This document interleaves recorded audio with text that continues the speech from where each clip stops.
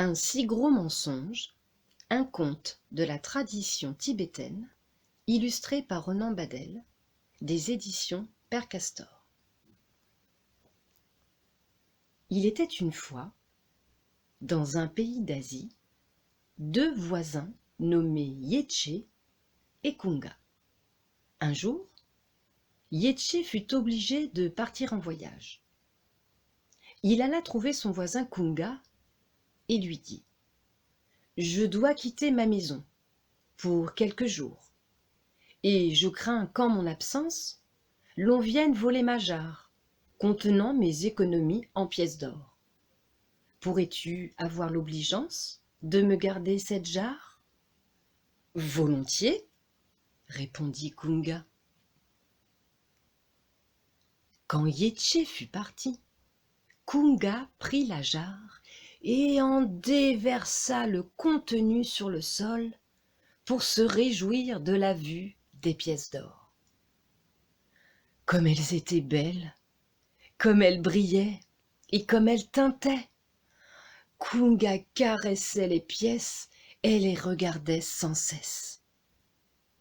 Il n'arrivait pas à en détacher son regard, et il comprit qu'il aurait bien de la peine à s'en séparer. « Après tout, se dit-il, Yetché en a moins besoin que moi. » Il cacha les pièces d'or et remplit la jarre de sable.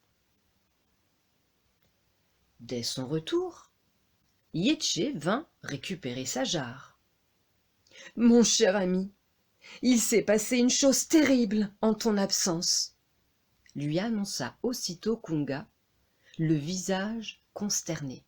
« Imagine-toi que le lendemain de ton départ, toutes tes pièces d'or se sont changées en sable. »« C'est un fait bien étrange, » répondit Yetché. « Jamais je n'ai entendu parler d'une chose pareille. » Yetché n'était pas dupe. Il n'avait pas cru un mot de ce que venait de lui raconter son ami. Mais que pouvait-il faire? Il prit la jarre remplie de sable et rentra chez lui sans rien ajouter. Quelques semaines plus tard, ce fut au tour de Kunga de devoir s'absenter. Mais il était veuf et se faisait du souci à l'idée de laisser seuls à la maison ses 3 enfants, encore bien jeunes. À qui les confier? Alors, il alla trouver son voisin Yetché et le pria de garder ses petits durant les quelques jours de son absence. « Tu peux les laisser chez moi, » dit Yetché. « Je veillerai sur eux comme sur mes propres enfants.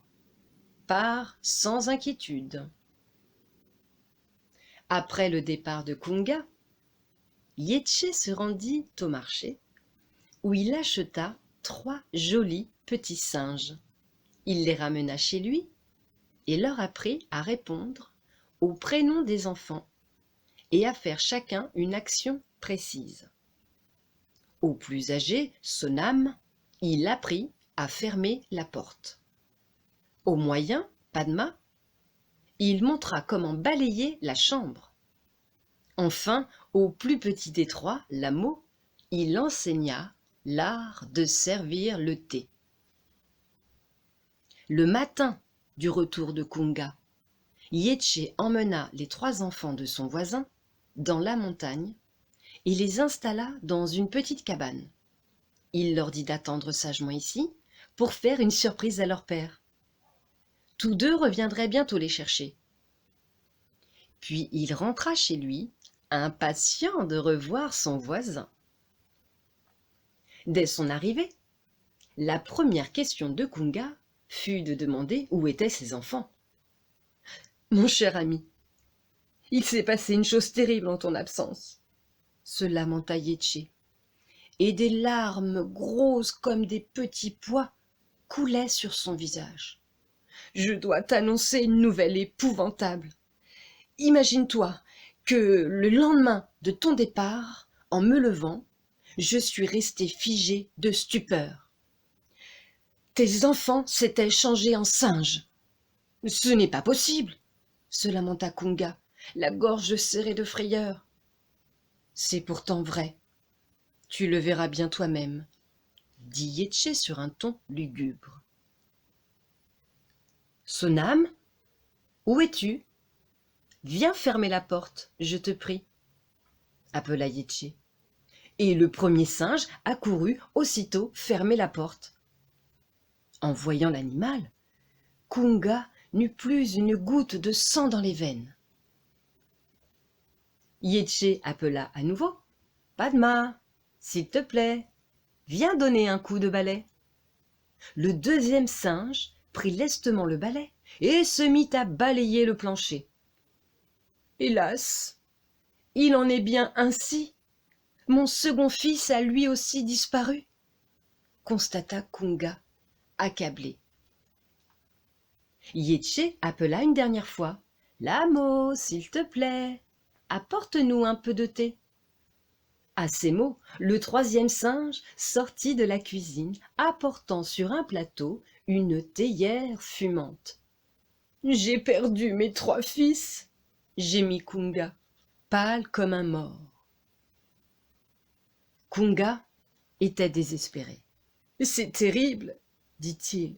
Jamais je n'aurais cru que des enfants puissent se changer en singes. C'est tout aussi possible que des pièces d'or qui se changent en sable, dit Yetché d'un ton détaché. Mais voilà, cher ami, avoua Kunga sur un ton de grande humilité. C'est que ton or, à vrai dire, ne s'est pas changé en sable. C'est moi qui l'ai gardé. J'aime te l'entendre dire, répondit Yetché. Et il faut que je te confesse, cher ami, que tes enfants ne sont pas plus devenus des singes que mon or n'est devenu du sable. Alors Kunga courut chez lui et rapporta l'or à son propriétaire. Tous deux se rendirent à la cabane dans la forêt, où les 3 garçons sautèrent dans les bras de leur père heureux de les retrouver sains et saufs. Les 2 voisins s'embrassèrent et se jurèrent de ne plus jamais à l'avenir se jouer de mauvais tours.